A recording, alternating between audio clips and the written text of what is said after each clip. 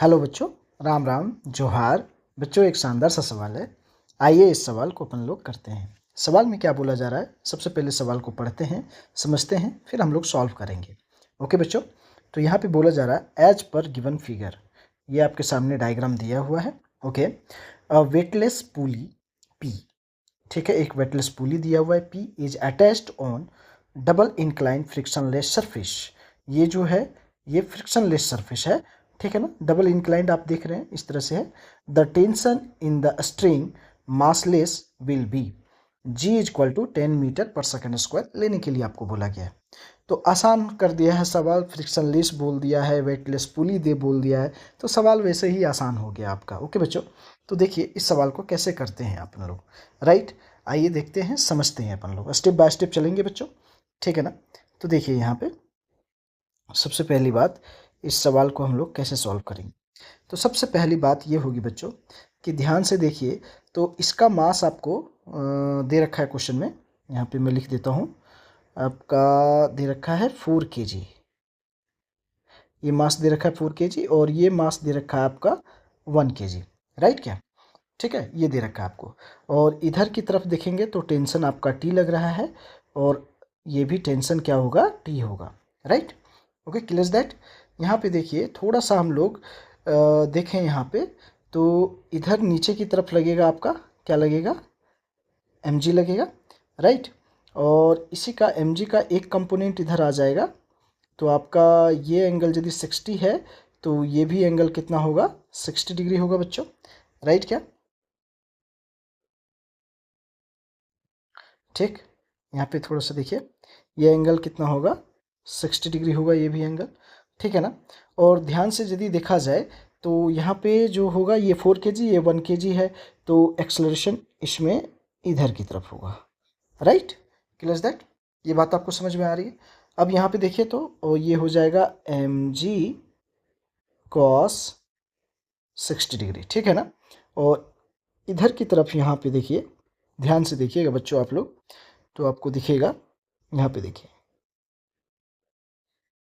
ये हो जाएगा mg sin 60 डिग्री, है ना। mg का एक component mg cos 60, mg sin 60, right, ठीक है ना। तो यहाँ पे सबसे पहली बात, और फिर इसी तरह से इसमें भी देख लीजिए, ये नीचे इस पर लगेगा, क्या लगेगा, mg लगेगा बच्चों, ठीक है ना। देखिए इस पर नीचे आपका क्या लग जाएगा, mg। और यहाँ पे देखें तो ये एंगल हो जाएगा 30 डिग्री, तो ये हो जाएगा mg cos 30 डिग्री, राइट क्या। और इधर की तरफ आप देखेंगे बच्चों, तो ध्यान से देखिएगा, आपको दिखेगा एक कंपोनेंट इधर की तरफ आएगा mg sin 30 डिग्री, राइट क्या बच्चों, ठीक है।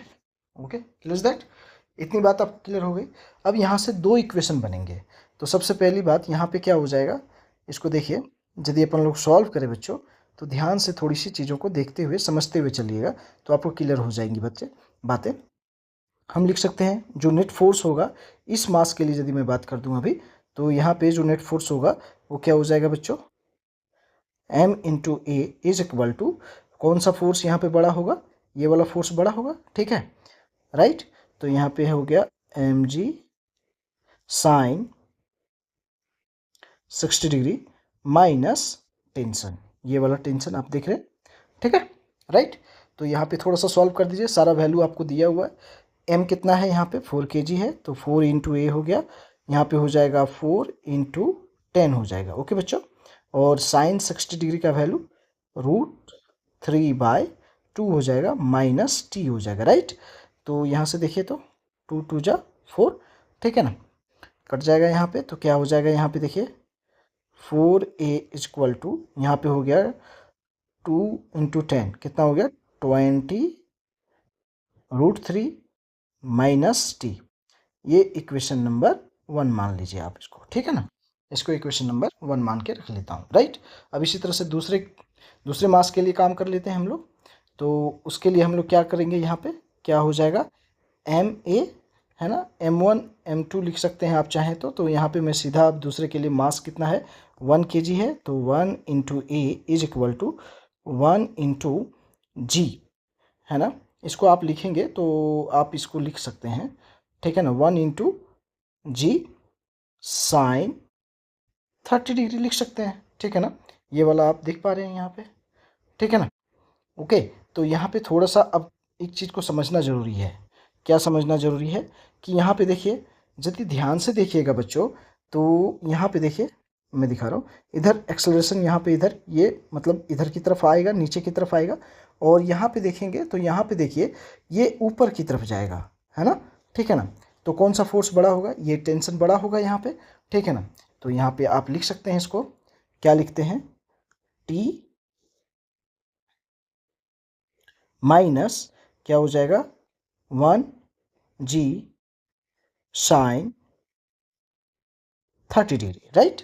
तो यहाँ पे क्या हो गया, A is equal to T minus यहाँ पे 1 इंटू जी का वैल्यू 10 और साइन 30 डिग्री का वैल्यू 1/2, तो यहाँ पे 5 हो जाएगा, ठीक है ना। तो ए इज इक्वल टू यहाँ पे टी माइनस 5 हो गया, राइट बच्चों। ये इक्वेशन नंबर हमारा कितना हो गया, 2 हो गया, राइट। क्लियर दैट, यहाँ तक कोई दिक्कत आप लोगों को बच्चों, क्लियर हुई सारी की सारी बातें, है ना।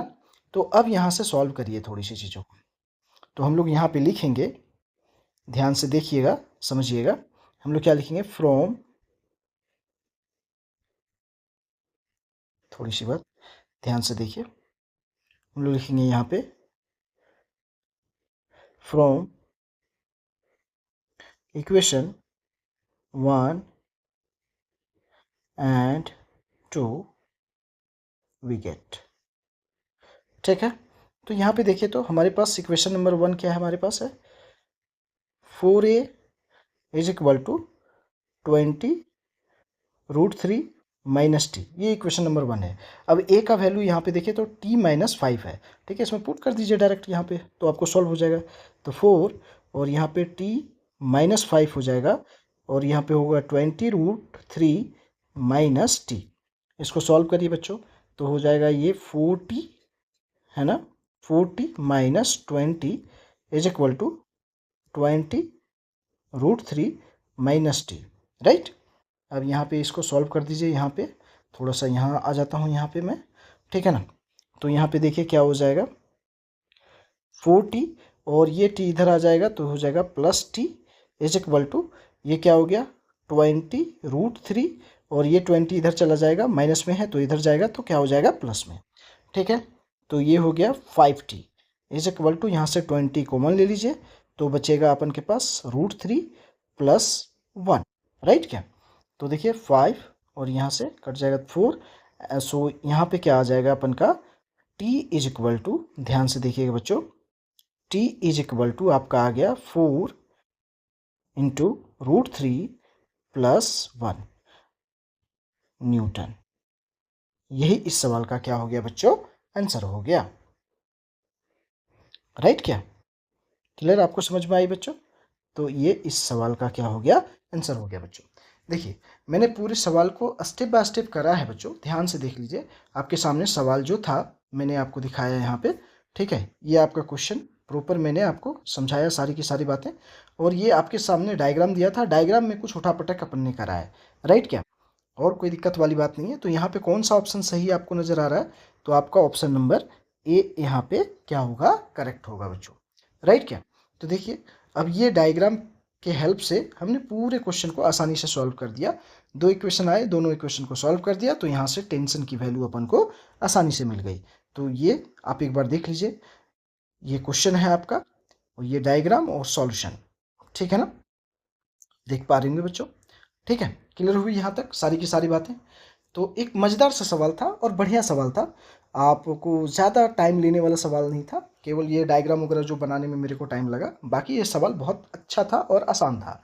ओके बच्चों, तो आप लोगों को समझ में आई होगी सारी की सारी बातें बच्चों। ओके बच्चों, तो चीज़ें समझ में आ रही होगी, क्वेश्चन का सॉल्व करने का तरीका मेरा यदि आप लोगों को अच्छा लग रहा होगा बच्चों, तो चैनल में यदि नए होंगे तो सब्सक्राइब कर लीजिएगा चैनल को और शेयर करिएगा अपने दोस्तों को। ओके बच्चों, और खुश रहिए भैया लोग, और दीदी लोग, आप लोग सब खुश रहिए और अपनी पढ़ाई जारी रखिए। जितनी आप अपनी पढ़ाई के प्रति फोकस्ड रहेंगे, वही आपका रिजल्ट बनाने में हेल्प करेगा। ओके बच्चों, तो चलिए, थैंक यू बच्चों।